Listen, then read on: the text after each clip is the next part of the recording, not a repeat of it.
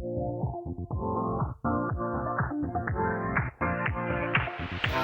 your life within the moment, and don't go wait until the morning.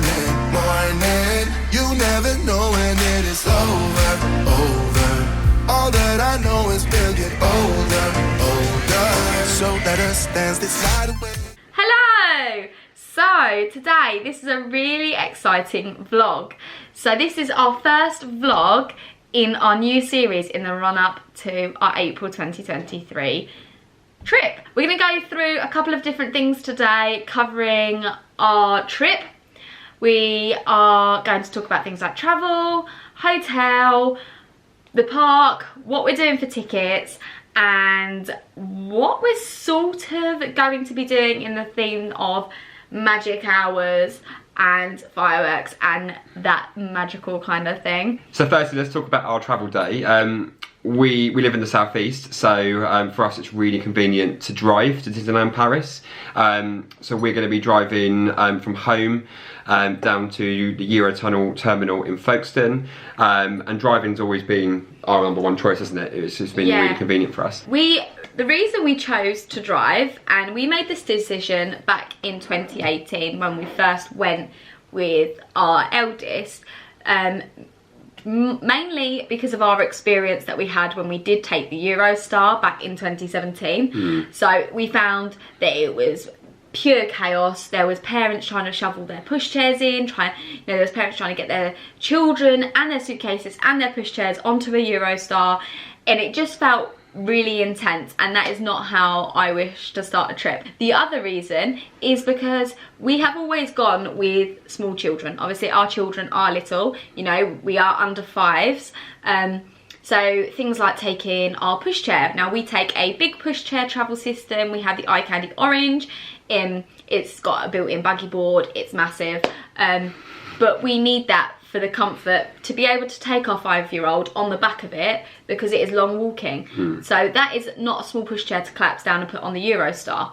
Taking things like bottles and nappies, you never want to be caught short, and I don't ever want to be caught short. So, you know, going in the car, we can take our sterilizer, we can take bottles and formula. In our last trip, we actually took pre-made cartons of Marley's formula, so he was on Alpro, so we took just cartons of that. And outfits, like our 5-year-old, if you've followed us for a while, you'll know she has a different dress for every different day. Sometimes there's even 2 dresses, so she will go out to lunch in a Jasmine dress and then she will change and wear a Cinderella dress. And I don't want to be limiting her creations of what she wants to wear and how she wants to wear them, so we pretty much take her whole dress up rail with us.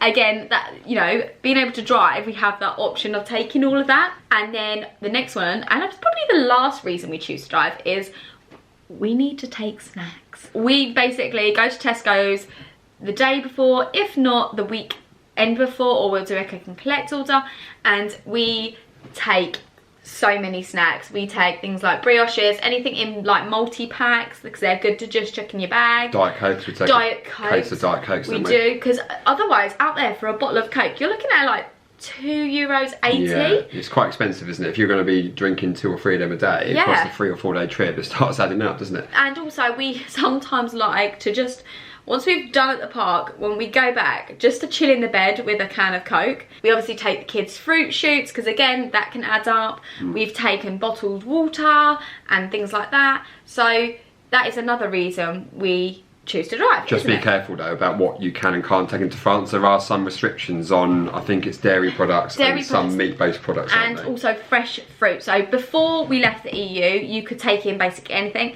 Now I'm 90% sure, obviously do your own research, but I believe you can't take things like bananas through. You obviously can't take cheese or milks through, but you can take baby milk and you can take baby pouches. So if it's a pureed, like, you know, you get those Ella's Kitchen banana and something, or you're allowed to take stuff like that.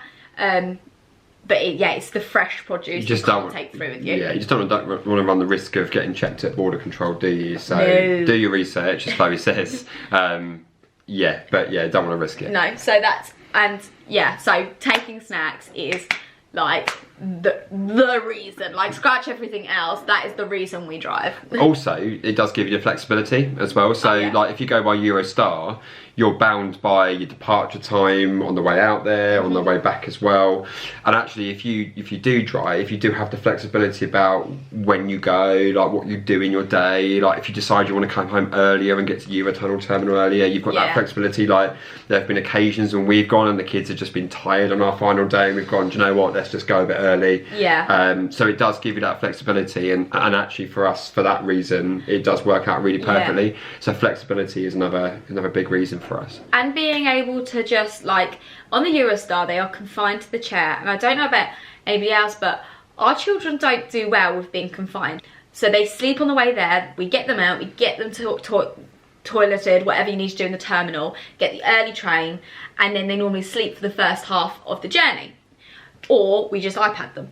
But it allows you that flexibility to stop when they have had enough. If they've had enough on the Eurostar, I know it's only, what, 2 hours long? Eurostar's about 2 hours. You don't get the option to stop. Like, they have to be in those chairs. They can't really be running around. I know they can't be running around in a car, but they have that flexibility to talk loudly, to watch what they want loudly, to, you know. And if they are really struggling, you can stop and get them out and let them have that stretch of the legs that they obviously need. The amount of times we've stopped at the if you've ever driven to Disneyland Paris, you'll know about halfway there, it's a 3-hour journey, so about halfway there from Calais to Paris, there is that you've got that McDonald's stop, haven't you? Yes, with the bakery. That's our chosen stop of choice, that one. But yeah, so it does help having that flexibility. As you say, we can stop whenever we want to stop. And if they need the loo, they can stop and go to the loo as well. So perfect. Yeah, it is perfect. We only recently decided to make the switch from the P&O to the Eurotunnel. It was COVID mainly, wasn't it? That, and we were sort of boycotting P&O for the way they treated their staff over the whole... Yeah, we haven't gone back to them since that all fiasco, have we? No, so, and we loved P&O before, like the staff were brilliant, we had no problems, they were always, the ship was always clean, like Edie used to love going on the ship. Added to the trip for Edie, and it did add to the trip. Big part of the trip. So yeah, we are sort of, I don't know if boycotting is correct terminology. We'll probably go back with them one day, just at the moment, we're happy with Eurotunnel. We are happy with Eurotunnel, and the reason we changed was because we didn't agree with the way they did stuff, so we're not going to put money into them, we're not happy. So yeah, with our Eurotunnel trips then, we're leaving the Folkestone terminal about 9:50. And so we'll probably end up getting there about an hour and a half before, just so we've got plenty of time. Gives the kids a little bit of an opportunity to get out of the car and stretch their legs, goes to Starbucks and goes to the toilet as well. But Eurotunnel are really good, so if you do arrive a little bit earlier and they can get you onto an earlier train, then they will do.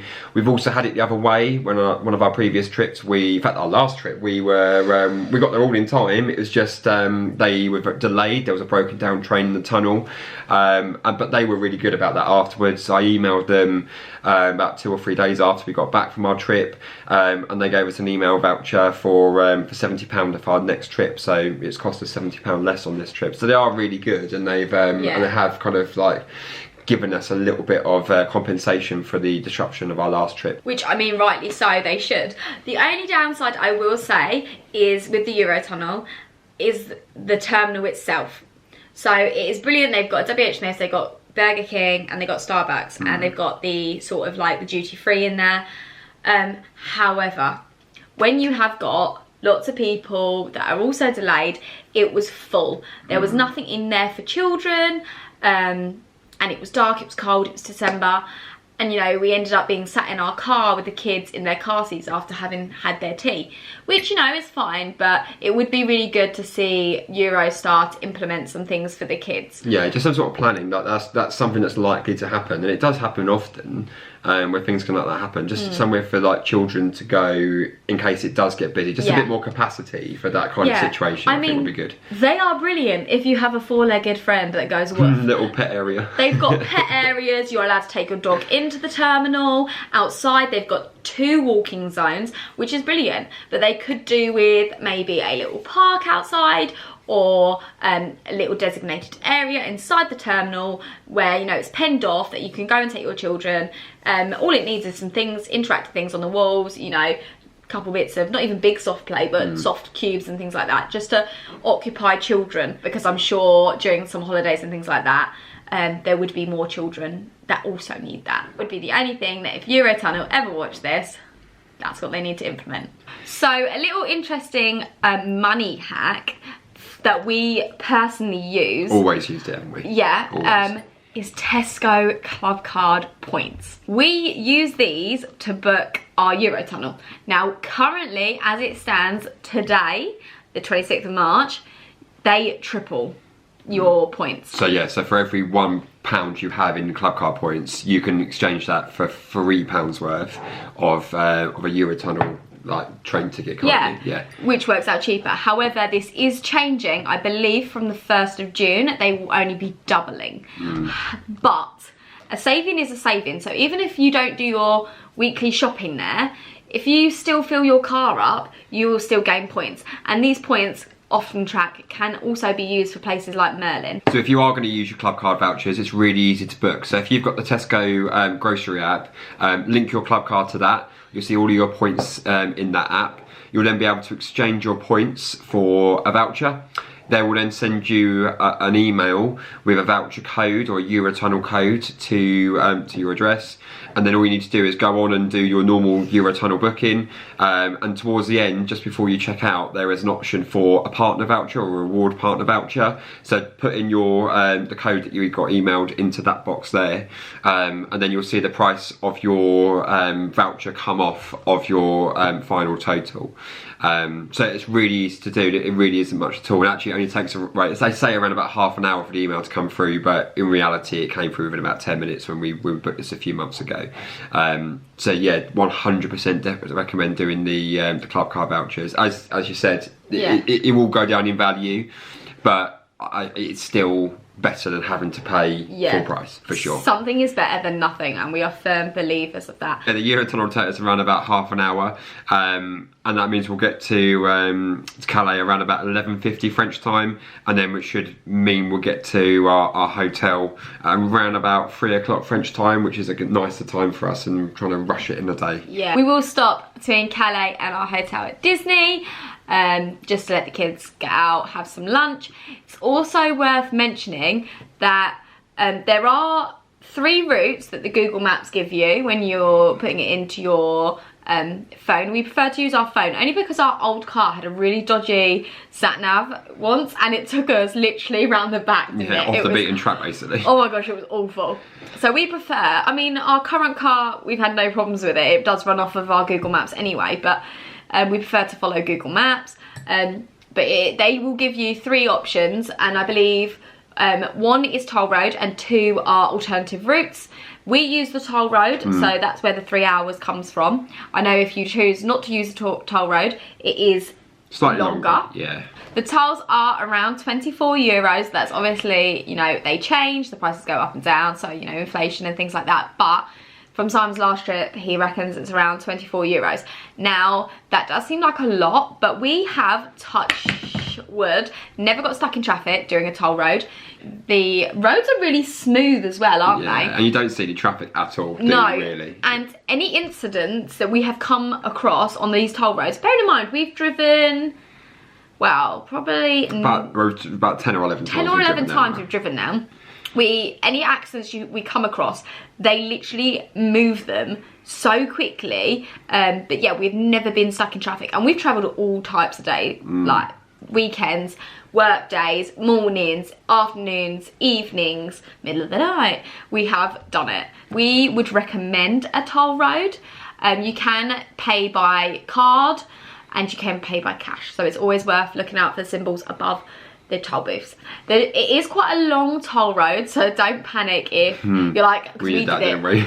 We did it. We were like, oh my god, we've not paid, like, we've not paid yet. And anyway, it is a good, you spend probably about hour. It's around about an hour, a bit longer than that. I think about an hour and a half. About an hour and a half on it. So yeah, it is a long toll road. So actually, when you think of it for that money, it's not too bad. We should get round to the hotel about 3 o'clock.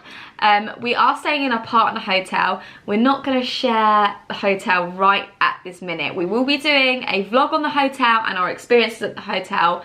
However, We're not showing that right now. Stay tuned. Booked it through booking.com, which we are a Genius member level 1, which means we have actually got a small discount off of it. So that's always good to look at when you're booking with booking.com. We've also booked breakfast. I believe that came with the room. I don't think we paid any more. We have never stayed there before. Normally we are like Campanile purebred, like we love Campanile. We'll always recommend it. We've done the B&B. We have done the B&B. But Campanile's the one we normally go for. We just prefer Campanile. Like the staff have always been amazing. The food's always brilliant. It's kid friendly. It is really kid friendly. They've got a little petting zoo out the back. Not that we ever have time to do that, but you know, it is great for that. The one we're staying at, we've had friends that have stayed there and they've sort of said it's like a continental breakfast, which is not a drama at all. Me and the kids will have a great time. Simon craves a fry up in the morning. He loves it. So we'll be interested to see what this hotel has to offer. On our first day, we're going to go swimming at the hotel. That'll probably give you a hint, to be fair. And we're going to explore the grounds. We'll do a vlog ready to go live when we get home. And then we're hoping to get an early night. We'll probably eat in the hotel. I think they've got a couple of different areas you can eat at. So we're going to do that. We ummed and ahed about going to the Disney Village. Yeah, but just for the evening. We think it'll probably be too much for the kids. They probably need time to wind down because the next day we're in the park. We need to get there for magic hours. I am running to Crush's Coaster. If that means I have to carry Edie on my back, we are getting to Crush's Coaster. We have got annual pass days for the well, for 3 days. We've got all 3 days booked, haven't we? Basically, we've got 3 annual passes. We managed to book the 3 full days we're there on our annual passes and on the reservation system for 2 of our annual passes. One of our annual passes didn't quite come in time for us to kind of have it activated on the website to get all 3 park days booked. So what we've done is managed to get 2 of the days that we're there. The middle day that we're there, we booked a privilege ticket just in case we can't get a park day for that day, but we've put ourselves on the waiting list for that annual pass in the hope that we don't have to use a privilege ticket. But we've done privilege tickets before, haven't we, in the past, and it's been absolutely fine. It's just a shame that you have to use a privilege ticket because of this new booking system. But with the wait list, we have actually had a positive experience, so we are hoping for another positive experience. We tried to book Edie onto one of the days, so it was like our sandwich day, so we had 2 days either side, everyone was booked on, and then it was this one day in the middle, and Simon had managed to get his reservation. My pass was still in the mail. Edie's had arrived, and we went on to book it, and it was like, sold out, and we were like, like at this point they hadn't released any privilege tickets, and if you are aware of the privilege ticket system and everything like that, they were released really late this year. Late, weren't they? So late. This month they've taken ages, so we were like, what are we gonna do? Like, we looked at going to Park Asterix for the day if we weren't able to get our privilege tickets. Val d'Europe. We looked at Val d'Europe and the Sea Life Centre, so we had plans to do anyway. So Simon put Edie onto the waiting list, and then I think a couple of days later he actually got an email saying Edie had received the place. So she has got an annual pass slot, you've got an annual pass slot, and I've got a privilege, which is a bit of a nightmare because you then have to go and queue up in the annual pass gates off to the right hand side of Walt Disney Studios, and oh my gosh, it takes forever. I mean, we get there at about 8:30. The line opens at 8 AM. We get there about 8:30 just because it takes us a little bit longer to get out of the hotel and have breakfast with our 2. It takes us about half an hour to get out the car. Yeah, but by 8:30 you're in about a 45-minute queue, aren't they, sometimes by that time if you get there. So advice, if you're getting privilege tickets, is to get there as soon as you can, and get there for 8 o'clock ideally, just so that you're not wasting too much of your day, especially if you're aiming to do magic hours as well. You don't want to waste too much of your day queuing for a privilege ticket. That's the downside of this reservation system, I think. It really is. It's the whole 3-day thing, but that's a whole nother story for another day. That is, and you will see so many content creators and Instagrammers, when they say that they're not renewing, a lot of them do say it's the reservation system. The 3 days, it is pointless, and you can only have 3 days booked at a time. So for example, for us, it's so easy for us to get to France that we could just go, oh, do you want to go this weekend? But because of the booking system, we can't do that, where pre-COVID, we literally could just go. We just turned up and scanned in, and that was that. So yeah, that is a downside of the pass. However, for us, it still outweighs it, having the system to not having the annual pass. Fingers crossed. We've heard stuff. Fingers crossed it might change in the future, so let's hope it does. But as Chloe says, for the time being, it's not enough to put us off the annual pass, so we will still be AP holders for the foreseeable, I think. We will, until I convince Simon to take me to Florida. Soon. So yeah, that's our day. So we're doing 3 days in the park. So yeah, we're hoping to probably do studios on the first day, because you revealed one of the things we want to do is Crush's Coaster. Need to do Crush's Coaster. I've never done Crush's Coaster. Normally it's about a 95-minute wait, because we are obviously bound to going weekends and half terms. Edie is such an adrenaline junkie. Like, if you go and watch our previous videos, you'll see she's done Tower of Terror, she does Big Thunder. Like, she is an adrenaline junkie, and I love it. So she will absolutely love Crush's Coaster. But it did say about potentially doing what is it? It's not the fast premium pass. access That's pass. Premium access pass. I did have a look, and it's €18 per person, so it is a bit spenny. But I think if it's a first ride, or you're desperate to do it in that trip, I mean, you've never done it before. She's never done it before, and I think you're desperate enough to do it that I think we don't normally use them. We've never used them before, as in like paying for them. No. But I think we may potentially break that this time round just for that. Yeah. Just so it then means it's done, and then we can get on with our day, and can't we? Yeah. So. We never really have like solid plans, but we will go into that in our next video. Yeah, so we're hoping to do the next video we're going to do is going to be a 10 things we want to do in our trip. So stay tuned for the next video, and then we'll go through the 10 things that we really want to do on our next trip, with Crush's Coaster being one of those.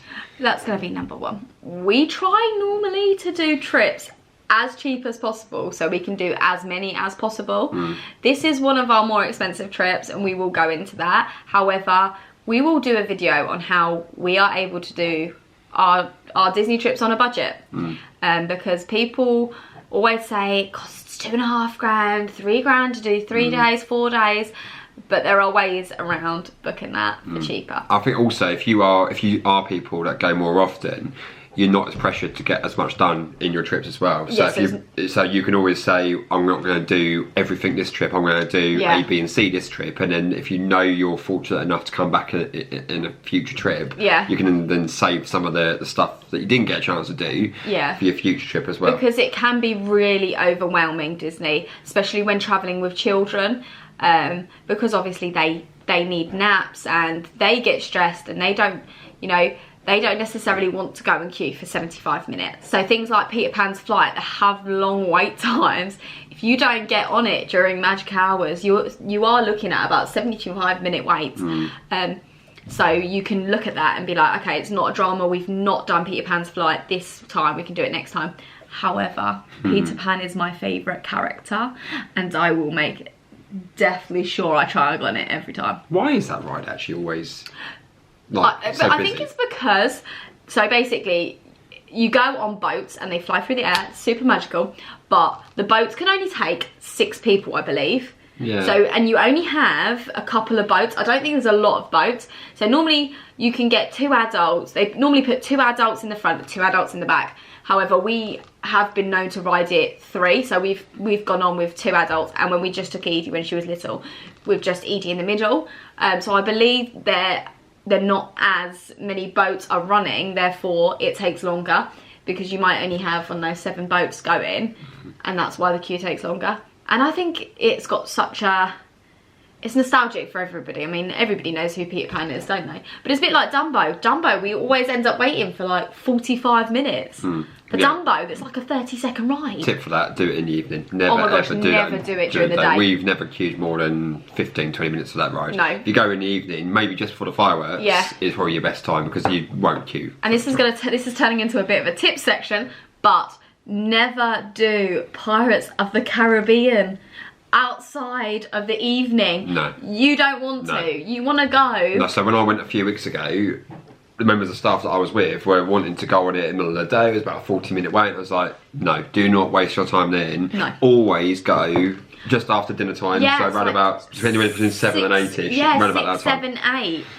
It's normally a 5-minute wait. You literally just walk through that long kind of like concourse before the ride, and you're on instantly. We have never queued more than 15 minutes for Pirates of the Caribbean. We won't queue more than 15 minutes. If it says more than 15 minutes up on the sign, we're not doing it. But yeah, that's a little trick and tip for this vlog. So magic hours, so we are going to be making full use of our magic hours, aren't we? Yeah, hopefully. Yeah, that's our plan. Depends on how the mornings go. It really does depend on how the mornings go. Again, if you look back on our previous videos, we are like real people with real children that have real emotions. So nothing ever goes to plan. And sometimes it can take us like 16 minutes to get out of the car.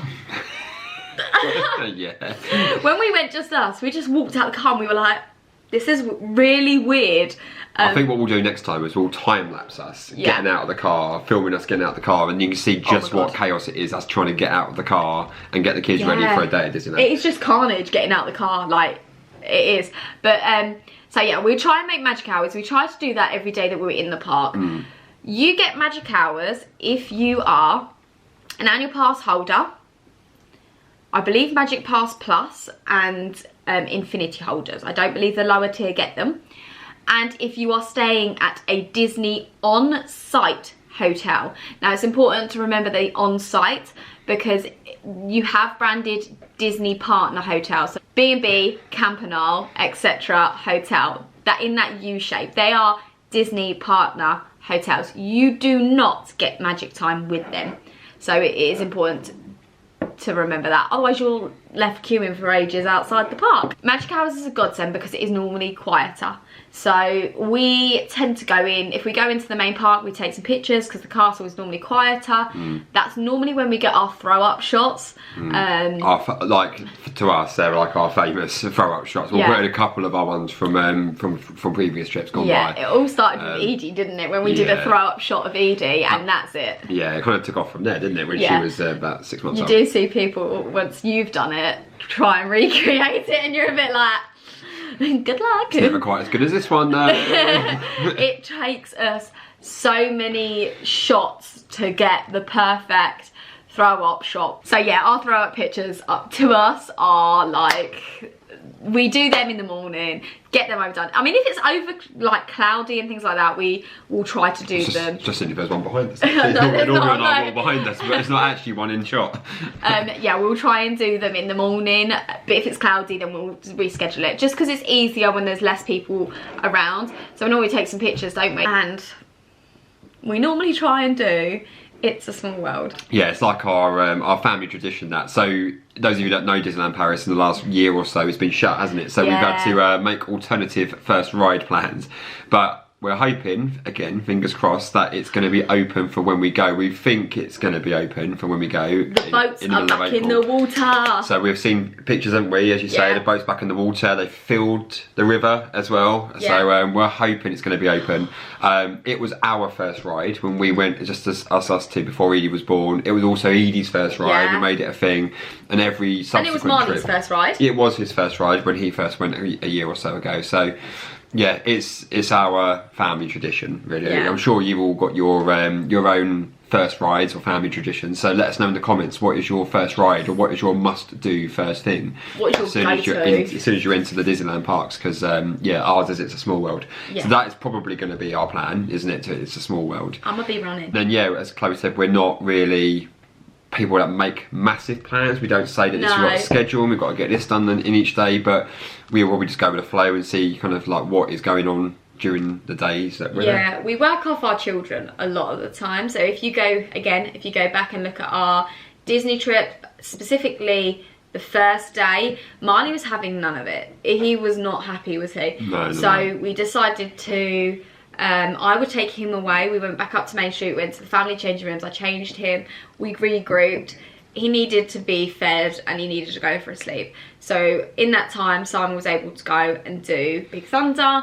Sometimes it is just looking and seeing you know, what flexibility there can be. It's just a case of just looking at the app, isn't it, and going, right, what's next? Like, what can we do now? And kind of going off the kids' vibes as well. Because a strict schedule just would not fit our kids. No, not at all. Not at all. They are too wild for that. No, there are things that we will say. We're not going to go into it too much into this video because we're going to do a whole separate vlog on what we want to do. Shows and things that have specific times, we will be specific to that. Yeah, like we want to do things like parades, shows, fireworks, drones, all of those kind of things we will do. Yeah. And they will be, obviously, they have to be fixed, but everything else will fit in. We are fluid. Around the kids and what we'll do. So that's our vlog. Hopefully you found some of it interesting, a couple of tips and things like that. If we did, drop us a comment and let us know. So a little hint for our next trip. We've been dropping ones through. It's been hard not to. Our next video is 10 things we want to do in our trip. Drop again a comment down below and subscribe if you do want to kind of like follow along with our trip plans, and then obviously follow along with the trip when we are eventually publish that as well. So yeah, we'd really appreciate if you could hit that subscribe button and join along with us as well, and follow our Instagram. Yeah, so at Inkpen-Butler on Instagram, and also at Inkpen-Butler Adventures on TikTok as well. Yes, so until then, come with us and enjoy the adventure. See you next time.